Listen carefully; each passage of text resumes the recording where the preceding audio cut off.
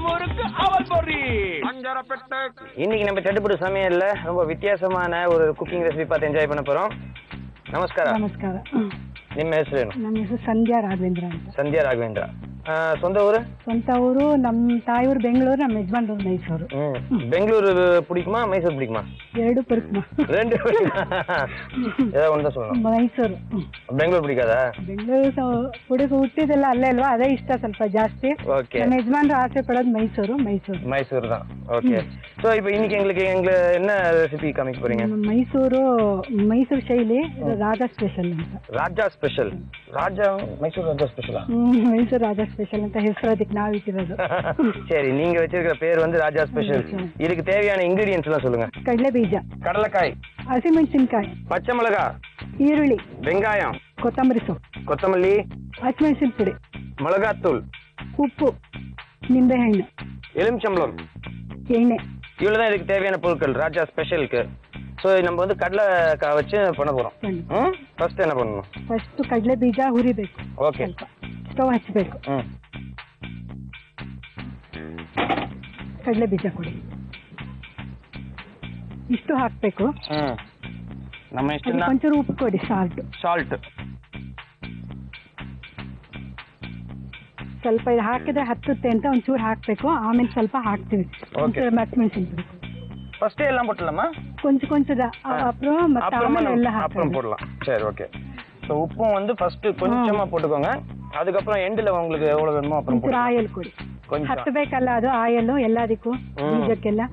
ಅದಕ್ಕೆ ಆಯಲ್ ಒಂಚೂರು ಹಾಕೋದು, 1/4 ಸ್ಪೂನ್. ಅವಳದ ಸ್ವಲ್ಪ ಹುರಿಬೇಕು ಇವಾಗ. ಸ್ವಲ್ಪ ಹುರಿಬೇಕು, ನೆಲ್ಲ ಬಾಡಿಸ್ಬೇಕು. ನಾನು ಸ್ವಲ್ಪ ಬಾಡಿಸಿ ಇಟ್ಕೊಂಡಿದ್ದೀನಿ, ತೋರ್ಸಕ್ಕೋಸ್ಕರ ಸ್ವಲ್ಪ ಹುರಿತಾ ಇದ್ದೀನಿ. ಬಿಸಿ ಆಗ್ಬೇಕು ಸ್ವಲ್ಪ ಕಡಲೆ ಬೀಜ. ಬಿಸಿ ಆಗಿ நல்லா இருக்குது. அப்பதான் நல்ல டேஸ்ட். ஓகே. நல்லா அதை வந்து நீங்க முறுமுறுன்னு ஆக்குனீங்கன்னா தான் அந்த டேஸ்ட் கரெக்டா வரும் அப்படின்றாங்க. கொஞ்சமா உப்பு, கொஞ்சமா இந்த மிளகாத்தூள் போட்டிருக்காங்க, கொஞ்சமா எண்ணெய் ஊற்றிருக்காங்க, அதுக்கப்புறம் மற்றதெல்லாம் ஆட் பண்ணிக்கலாம் அப்படின்னு சொல்லியிருக்காங்க. ಇದು ಆಕ್ಚುಲಿ ಈವ್ನಿಂಗ್ ಸ್ನಾಕ್ಸಾ? ಎಪ್ಪಡಿ ಈವ್ನಿಂಗ್ ಸ್ನಾಕ್ಸ್, ಮಳೆಗಾಲದಲ್ಲಿ ಚೆನ್ನಾಗಿರುತ್ತೆ. ಟಿವಿ ನೋಡ್ತಾ ತಿನ್ನಕ್ಕೆ ಸ್ನಾಕ್ಸ್. ಅಡಡಡ, ಮಳೆಗಾಲத்துல ಟಿವಿ பார்த்துட்டு அப்படியே வாயில போட்டுக்கலாம். ಹಾಕಿದ ಆಯ್ತು. ಅದಕ್ಕೆ ಹಾಕ್ತೀನಿ ತಟ್ಟೆಗೆ. ತಟ್ಟೆಗೆ ಹಾಕ್ತೀನಿ.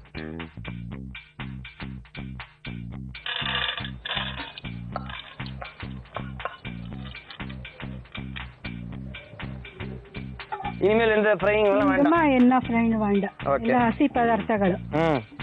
ಫಸ್ಟ್ ಈರುಳ್ಳಿ ಕೊಡಿ. ಈರುಳ್ಳಿ, பெரிய ಈರುಳ್ಳಿ தானே?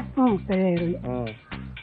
ಎಲ್ಲ ಹರಡಿಂಗೆ ಸ್ಪ್ರೆಡ್ ಮಾಡ್ಬೇಕು ಇದಕ್ಕೆಲ್ಲ. ಹಿಂಗೆ ಸ್ಪ್ರೆಡ್ ಮಾಡಿದ್ರೆ ಚೆನ್ನಾಗಿರುತ್ತೆ, ಟೇಸ್ಟ್ ಆಗಿರುತ್ತೆ. ಒಟ್ಟಿಗೆ ಗೋಪುರ ತರ ಹಾಕೊಂಡ್ರೆ ಚೆನ್ನಾಗಿರಲ್ಲ, ಸ್ಪ್ರೆಡ್ ಆಗೇ ಇರ್ಬೇಕು ಇದು ಈ ತರ. அதை வந்து ஈவனா ஸ்ப்ரெட் பண்ணி விட்டுருங்க. நீங்க போட்டு அதை கலக்கணும்ன்ற அவசியம் இல்லை, ஸ்ப்ரெட் பண்ணி விட்டீங்கனாலே போதும். ஒரு லேயரா அப்படியே ಇಟ್ಕೊಡಿ. ಇದು ಕೊತ್ತಂಬರಿ ಸೊಪ್ಪು ಕೊಡಿ. ಇದು வந்து சின்ன பீஸ் ಇಲ್ಲ ಕಟ್ ಮಾಡಿ ಇಟ್ಕೊಂಡಿದ್ದೀನಿ. ಈಸಿ, ரொம்ப ಈಸಿ ಇದು. ಯಾರಾದ್ರೂ ಬಂದ್ರೆ ನೆಂಟ್ರು ಅರ್ಜೆಂಟಿಗೆ ಬೇಗ ಏನಿಲ್ಲ ಅಂದ್ರೆ ಮಾಡ್ಕೊಳ್ಬಹುದು ಕಾಫಿ ಜೊತೆ. ಚೆನ್ನಾಗಿರುತ್ತೆ, ನಲ್ಲ ಇರ್ತದೆ. ಒಂಚೂರು ಖಾರದ ಪುಡಿ ಕೊಡಿ. ಮತ್ತೆ ಖಾರ ಬೇಕಲ್ಲ ಸ್ವಲ್ಪ, ಅವ್ರ ಟೇಸ್ಟ್. ನಮ್ಮ ಇಷ್ಟ ಬೇಕಾ ಹಾಕೋಬಹುದು. ಖಾರ ಬೇಕು ಅಂದ್ರೆ ಹಾಕೋಬಹುದು, ಇಲ್ಲ ಅಂದ್ರೆ ಇಲ್ಲ. ಅಂದ್ರೆ ಟೇಸ್ಟ್ ಆಗಿರುತ್ತೆ ಮಾತ್ರ ಹಾಕೊಂಡಿರುತ್ತೆ. ಮೆಣಸಿನ್ಕಾಯಿ ಕೊಡಿ, ಪಚ್ಚ ಮಿಳಗ ಎಲ್ಲ ಸ್ಪ್ರೆಡ್ ಮಾಡಬೇಕು ಹಿಂಗೆಲ್ಲ.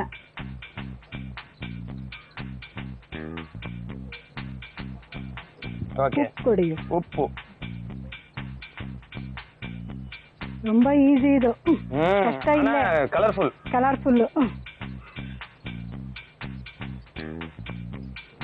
ಈಗ ಇಟ್ಕೊಡಿ ಕಡಲೆ ಬೀಜ. ಇದು ಅಂಗಡಿ ಸಿಗುತ್ತೆ, ಕಾಂಗ್ರೆಸ್ ಕಡಲೆ ಬೀಜ ಅಂತ.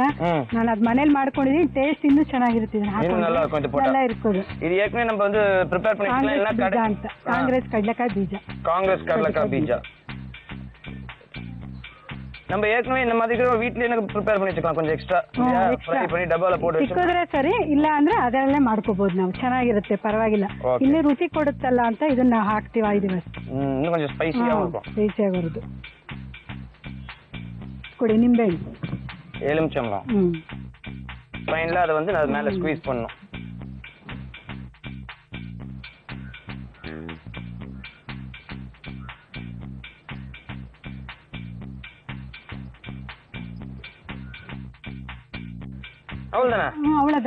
ಅவ்வಳೋದಾ ರೆಡಿ.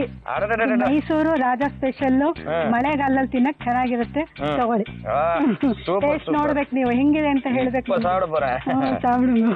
என்னங்க பாருங்க எவ்வளவு கலர்ஃபுல்லா இருக்கு, பாக்கிறதுக்கே அவ்வளவு பிரமாதமா இருக்கு, சான்ஸே கிடையாது. டேஸ்ட் பண்ணட்டுமா? டேஸ்ட் பண்றேங்க. டேஸ்ட் சொல்லுங்க, எங்க இருக்குது சொல்லுங்க. Taste super. சூப்பரா? ನಿಜವಾಗ್ಲೂ ಸೂಪರ್.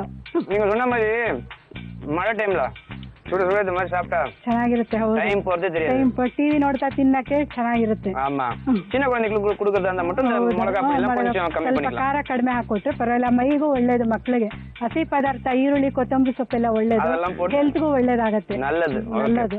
ரொம்ப thanks madam. Thanks Zee Tamil channel ಅವರಿಗೆ ನಮ್ಗೆ ಅವಕಾಶ ಕೊಟ್ಟಿದ್ದಕ್ಕೆ ಎಲ್ಲರಿಗೂ ನನ್ನ ನಮಸ್ಕಾರಗಳು. Thank you so much. ಅವಲ್ ಬರ್ರಿ ಅಂಜರಪೇಟೆ.